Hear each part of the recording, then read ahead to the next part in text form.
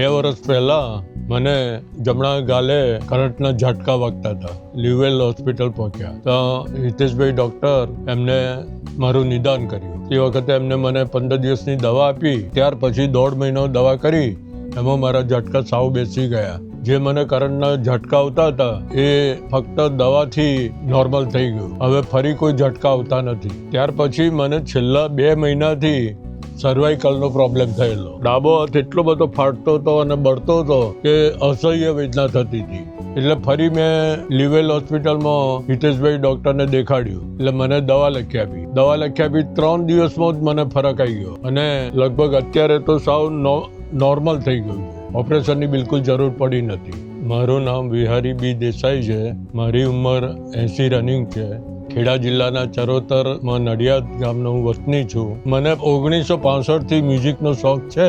એનાથી મેં બધું કલેક્શન ભેગું કર્યું છે.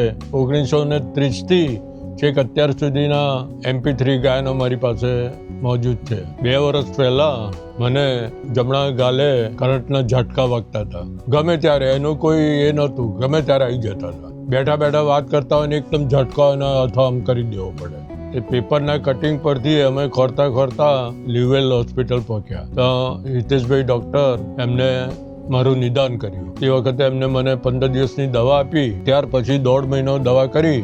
એમાં મારા ઝટકા સાવ બેસી ગયા. અત્યારે સારું છે. મને બિલકુલ ઝટકો આવતો જ નથી. સજી જે મને કરંટના ઝટકા આવતા હતા એ ફક્ત દવાથી નોર્મલ થઈ ગયું. હવે ફરી કોઈ ઝટકા આવતા નથી. હવે હું નોર્મલ લાઈફમાં ખાઉં છું, પીઉં છું, ઠંડુ પાણી પીઉં છું, ગરમ ચા પીઉં છું, બ્રશ કરું છું તો પણ કોઈ પણ જાતનો મને સંવેદના થતી નથી. એકદમ નોર્મલ થઈ ગયું. ત્યાર પછી મને છેલ્લા 2 મહિનાથી સર્વાઇકલનો પ્રોબ્લેમ થયેલો. ડાબો હાથ એટલો બધો ફાટતો હતો અને બળતો હતો કે અસહ્ય વેદના થતી હતી અને હાથ મારે આ રીતે ઊંચો ને ઊંચો જ રાખવો પડતો હતો. ખાવું કે ગમે તે કરું તોય સહેજ નીચો કરું એટલે હાથ ફાટવાનું ચાલુ થતું હતું. એટલે ફરી મેં લ્યુવેલ હોસ્પિટલમાં હિતેશભાઈ ડૉક્ટરને દેખાડ્યું. એમને કહ્યું કે ઓપરેશન કરવું હોય તો ઓપરેશન થશે અને દવાથી પણ મળશે. ઓપરેશનની જરૂર છે નહીં. એટલે મને દવા લખી આપી.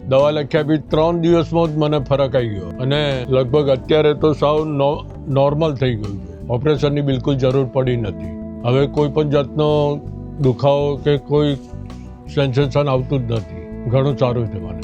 મારા માનેલા દીકરા શૈલેષકુમાર પટેલને મારી સાથે લઈ ગયો હતો હું. એમને પણ મણકાનો એક્સરે અને MRI કરાયું. એમાં ખ્યાલ આવ્યો કે મણકા આગા પાછા થઈ ગયા છે. તો પછી એમના માટે ઓપરેશનનો અમે વિચાર કર્યો અને ઓપરેશન કરાવી દીધું. એમનો વિડીયો અલગથી છે. એ તમે જોશો તો આખો તમને ખ્યાલ આવી જશે. 1970થી મને 2-3 બીમારી થયેલી. જુદા જુદા ડૉક્ટરોને દેખાડેલું. હોસ્પિટલાઇઝ પણ હું થયો હતો.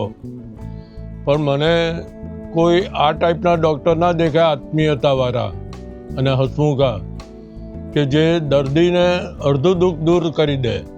એમના સ્વભાવથી એમની ટ્રીટમેન્ટથી મને અત્યારે એટલું બધું સારું છે અને હું દરેકને સજેશન કરું છું કે તમે એકવાર મુલાકાત લો.